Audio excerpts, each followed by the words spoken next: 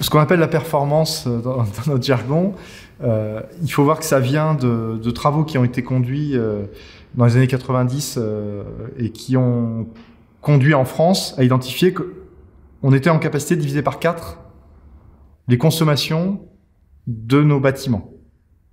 Voilà, le chauffage en particulier. Ce qu'on a identifié, c'est que compte tenu de notre consommation et compte tenu de nos objectifs, climat, énergie, précarité, il nous faut diviser par 4 les consos de notre parc bâti.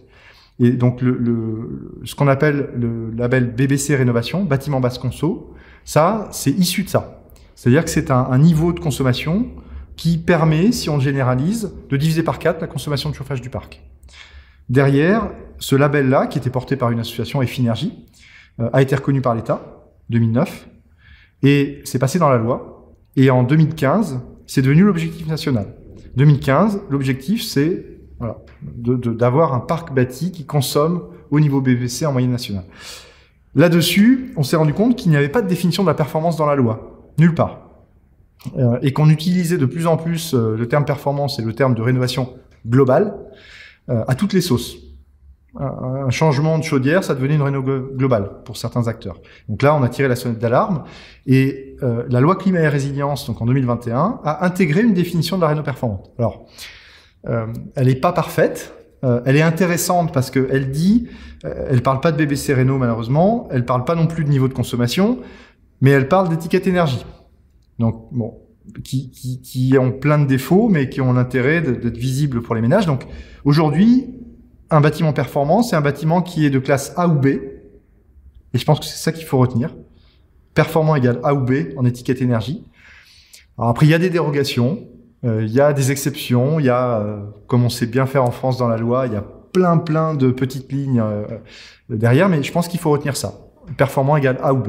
Et A ou B, BBC Réno, c'est globalement une classe B. C'est au milieu de la classe B.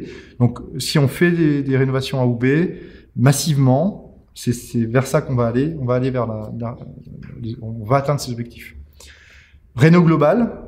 Une rénovation globale, c'est une rénovation performante en une seule fois. C'est dans la loi. Donc, on peut appeler ça rénovation complète et performante.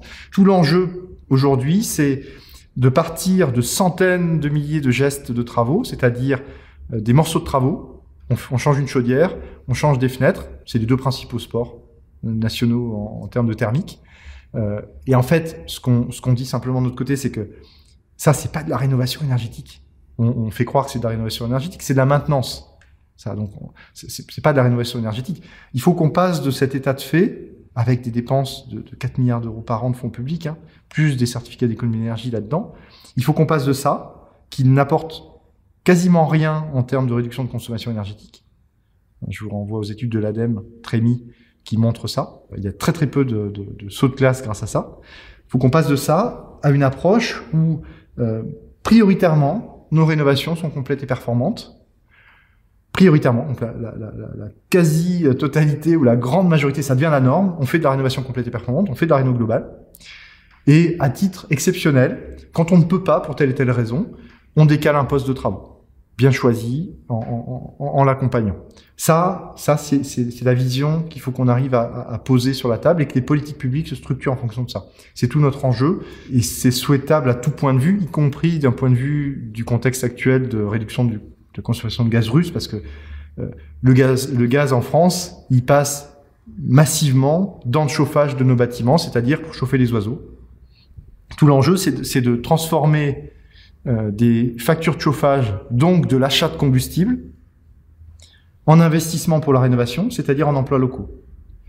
Et ce mécanisme d'équilibre en trésorerie, c'est de transformer ces dépenses de ménage mensuelles qui augmentent et qui sont énormes, en investissement one shot, une fois, on fait ça une fois, on le rembourse sur des années à la place de l'importation de ces combustibles, mais on finance des gens au niveau local pour faire ces travaux de rénovation sans perdre le pouvoir d'achat des ménages. C'est vraiment ces éléments-là qu'on met en place aujourd'hui, c'est pas théorique, c'est ce qu'on fait aujourd'hui sur les territoires, par contre il faut le massifier.